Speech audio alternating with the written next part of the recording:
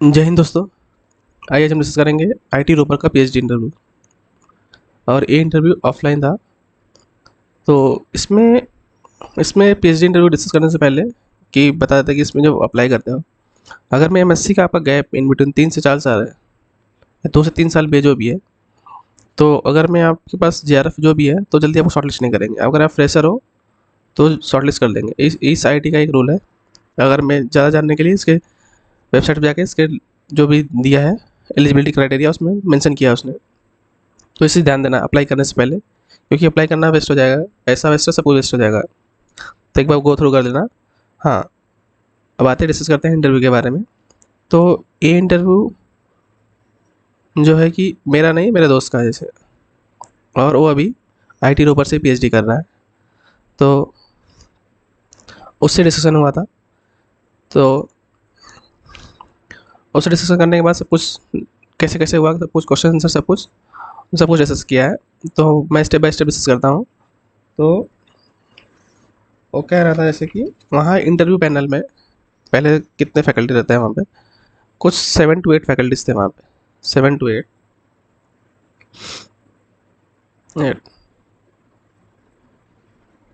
7 to 8 faculty.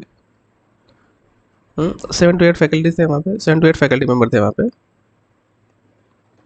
Faculty members are there.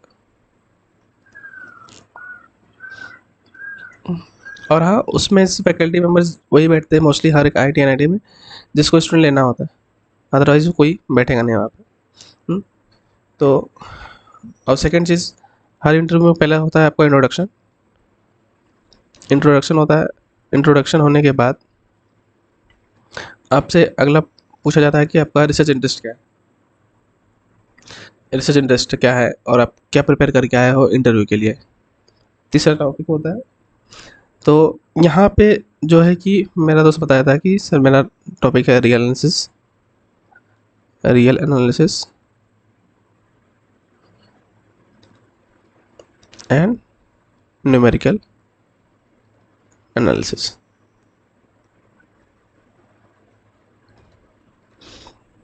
देख रहे हो, न्यूमेरिकल में 2 पार्ट है, न्यूमेरिकल एनालिसिस और एक न्यूमेरिकल मेथड। दोनों में डिफरेंसेस बहुत ज़्यादा है। मेथड में सिर्फ क्या होता है, मेथड्स को हम डिस्कस करते हैं, एनालिसिस में उसको मेथड को एनालाइज करते हैं। तो दोनों में डिफरेंट है। तो दोनों में न्यूमेरिकल मेथड बोलोगे तो उस पर क्वेश्चन कुछ अलग से आएंगे। अगर एनालिसिस पार्ट बोलते हो तो उसमें थोड़ा सा क्वेश्चन अलग आते हैं। तो ये वर्ड बोलने से पहले एक बार सोच लेना कि मुझे क्या बोलना, न्यूमेरिकल मेथड्स बोलना है इंटरव्यू में या न्यूमेरिकल एनालिसिस बोलना है। तो इतना होने के बाद फिर, और हाँ, उस दोस्त ने मेरी और एक चीज़ थी कि उसने जो अपना एसओपी बनाया था, एसओपी में उसने सिर्फ न्यूमेरिकल एनालिसिस मेंशन किया था, रियल नहीं किया था बस। तो क्योंकि एसओपी देना होता था, एसओपी में उसने ये वर्ड मेंशन किया था, तो उस पर क्वेश्चन आया कि अपने एसओपी में तो ये लिखा है। तो ये बोलने के बाद बोला, इतना सब बोले वहाँ से। तो बोलते फिर सर मैं इंटरव्यू के लिए तैयार करके आया हूँ। तो बोले ठीक है, कोई इशू नहीं है। तो पहला क्वेश्चन आया था रियल एनालिसिस से स्टार्ट हुआ था। फोर्थ हम ले लेते हैं, रियल एनालिसिस से स्टार्ट हो गया था यहाँ पे क्वेश्चन।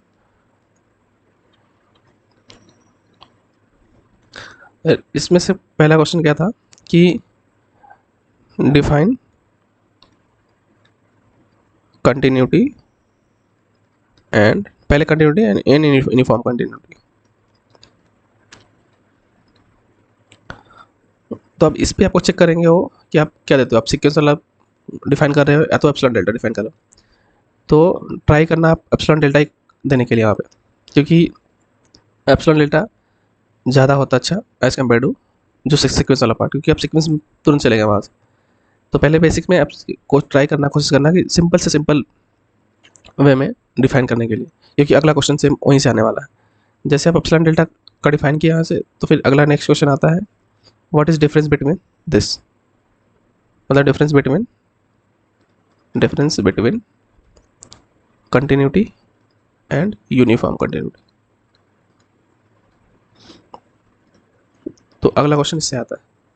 अगला क्वेश्चन ए आने के बाद, तो फिर ए बोलने के बाद फिर, तो अगला क्वेश्चन, ये क्वेश्चन मैं ऐड कर रहा हूँ यहाँ पे, ये इसकी भी तैयार कर लेना। इसका geometric approach, geometric geometric representation, दोनों का रिप्रेजेंटेशन। एप्सिलॉन डेल्टा वाला, ज्योमेट्रिक रिप्रेजेंटेशन दोनों का एप्सिलॉन डेल्टा वाला तैयार कर लेना। ये क्वेश्चन भी इसमें ऐड हो सकता है। तो ए हो गया। और इसके बाद एक क्वेश्चन आता है डी, वो सब पूछते सामने समाज से, क्योंकि अब तक हम लोग सिलेबस में नहीं पढ़े हैं। तो बोलते हैं कि do you know about absolute uniform continuity. Question अगला क्या होता है, do you no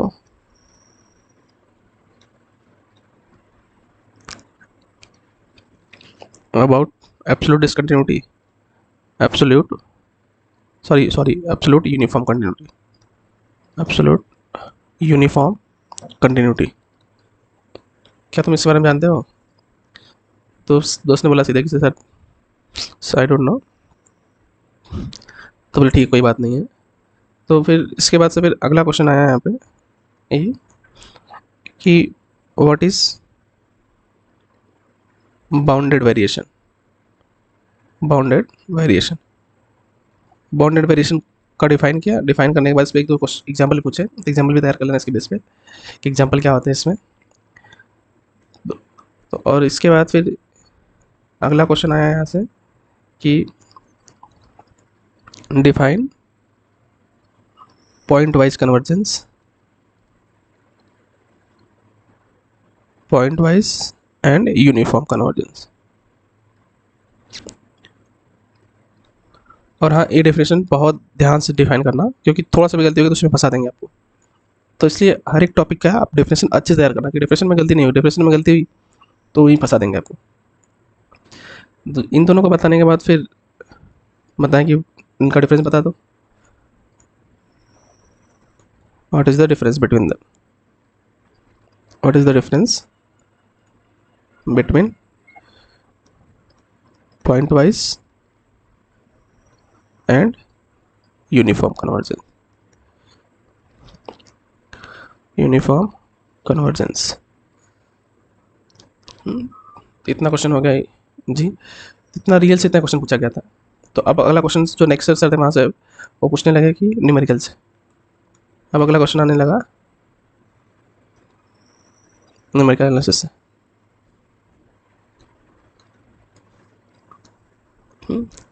numerical analysis में क्योंकि आप जो फर्स्ट प्रायोरिटी दोगे तो पहला क्वेश्चन आपका वहीं से आएगा, याद रखना कभी भी।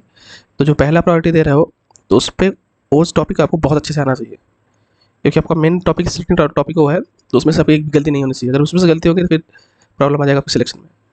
तो सेकंड जो टॉपिक रहेगा तो सेकंड ऑप्शन है ना, तो उसमें अगर में एक दो गलती आएगी तो कोई इशू नहीं। पर ध्यान देना कि फर्स्ट टॉपिक आपको बहुत अच्छे से आना चाहिए। जो आप फर्स्ट चूज दे रहे हो कि मेरा इसके लिए मैं तैयार कर गया, ये बात का बहुत अच्छे ध्यान देना। हाँ, तो स्टार्ट करते हैं न्यूमेरिकल से। इसमें क्वेश्चन क्या पूछा था यहाँ पे, पहला क्वेश्चन था कि do you know how to solve system of linear equation.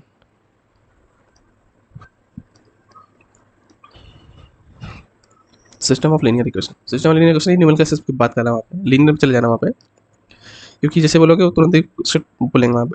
तो मैंने तो उस ऑप्शन में रिप्लाई में दिया कि यस सर। तो फिर अगला क्वेश्चन बोलते हैं कि suppose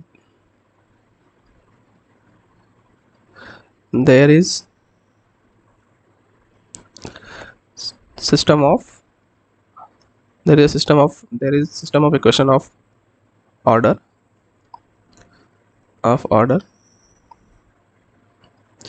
20/10, then find the solution।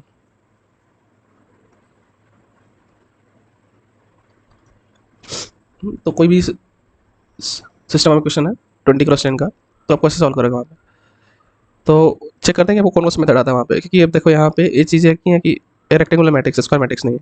तो ऑब्वियसली एक रेक्टेंगुलर मैट्रिक्स आपको अप्लाई करना पड़ेगा, क्योंकि देखो सिस्टम ऑफ इक्वेशन सॉल्व करने के लिए दो ही रूल है यहाँ पे। सिस्टम ऑफ इक्वेशन को सॉल्व करने के लिए एक तो है डायरेक्ट मेथड जो होता है स्क्वायर मैट्रिक्स के लिए, और दूसरा होता है इनडायरेक्ट मेथड, इनडायरेक्ट या तो इटरेटिव मेथड बोलते हैं, इटरेटिव मेथड। तो मेरा दोस्त बोल रहा है कि नहीं सर इटरेटिव मेथड इस मेथड सॉल्व करेंगे वहाँ पे। तो बोलते हैं कि ठीक है, इटरेटिव मेथड अप्लाई करोगे।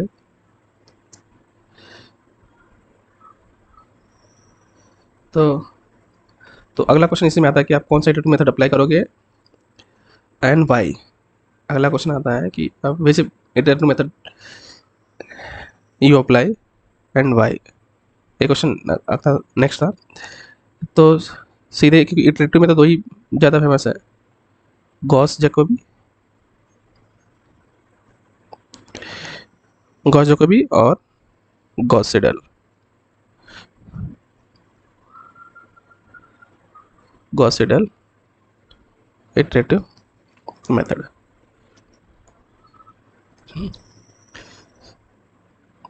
तो बोलता है कि which one you prefer and Y.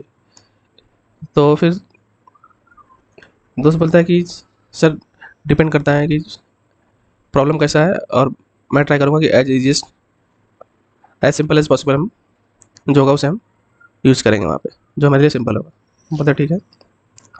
इस क्वेश्चन के बाद जो डी है, ए डी मैं अपनी तरफ से ऐड कर रहा हूँ क्वेश्चन, कि इसमें भी क्वेश्चन आ सकता है कि यहाँ तक अगर पहुँच गए हैं तो what is necessary and sufficient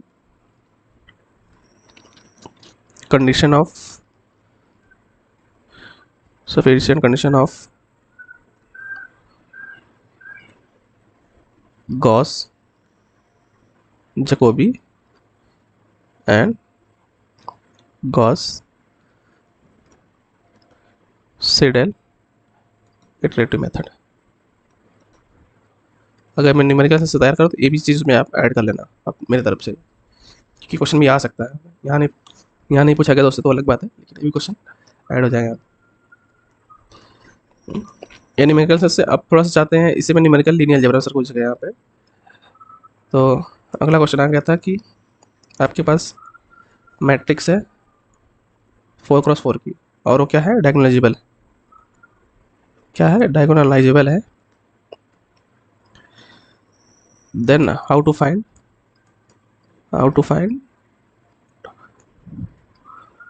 a⁻50। तो फिर मेरा दोस्त बोला कि सर हम सिमिलरिटी का यूज़ करेंगे यहाँ पे, क्योंकि कोई भी डायगोनल मैट्रिक्स होती है सिमिलर टू किसकी होती है, similar to diagonal matrix. Diagonal matrix है तो उसका रेस्ट टू 50 करेंगे तो उसका रेस्ट टू 50 हो जाएगा वहाँ पे। बोलते गुड, आपको अप्रिसिएशन भी मिलता है वहाँ से कि हाँ अच्छा कर रहा है जैसे। तो इसके बेस पे इसने बता दिया यहाँ पे। तो फिर आते हैं अगला क्वेश्चन में।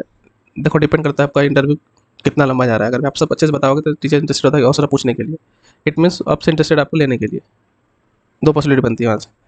हाँ, इसलिए आपका थोड़ा सा इंटरव्यू लेट हो रहा है तो मतलब आप सही जा रहे हो और इंटरेस्टिंग हो रहा है, और टीचर्स भी इंटरेस्टेड आपको लेने में। तो अगला क्वेश्चन आता है कि डू यू नो